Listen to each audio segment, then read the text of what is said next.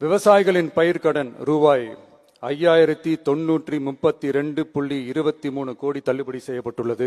Budget எஸ்டிமேட்ல revise எஸ்டிமேட்ல வர பார்த்து 40012 நம்மளுடைய அண்ணன் தங்கம் தன்னரசனுக்கு தெரியும், ஏன் எங்களுடைய நிதி அமைச்சர் இருந்தவங்களுக்கு தெரியும், நம்ம ₹1 கொடுத்தா நமக்கு ₹40 திருப்பி கொடுக்குறாங்க. ஏன்? நமக்கான அதிகாரம் கிடையாது. ஓகே, 29 பைசா. எனது மன்மாத நன்றியை தெரிவித்துக் கொள்கின்றேன்.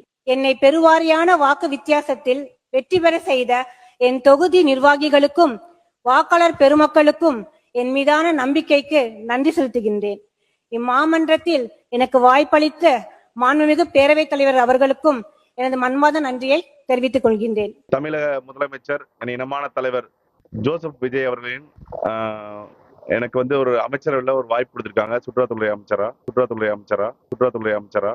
அதுக்கு நான் ரொம்ப கடமைப்பட்டிருக்கேன். எனக்கு என் மீது பெரிய ஒரு நம்பிக்கை வச்சு நமது முதலமைச்சர் அவர்கள் எனக்கு இந்த பொறுப்பு கொடுத்திருக்காங்க. சுற்றுலாத்துறை பத்தி உங்களுக்கு தெரியும். 7,580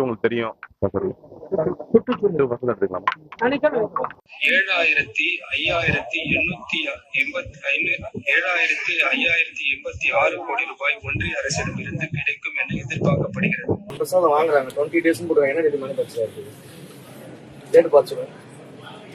அதுல என்ன டேட் இருக்கு பாருங்க. நம்ம எப்போ மேனுஃபேக்சர் பண்ணிச்சு யாரும் தெரியும். வரவங்க சாப்பிடுவாங்க ஏதாவது இருந்தாலும் போய் சொல்லணும். ஏன் செக் பண்ணல? ஏமா செக் பண்ணல? அது டேட் மேனுஃபேக்சரிங் டேட்டு சீலு எதுவுமே இல்லை.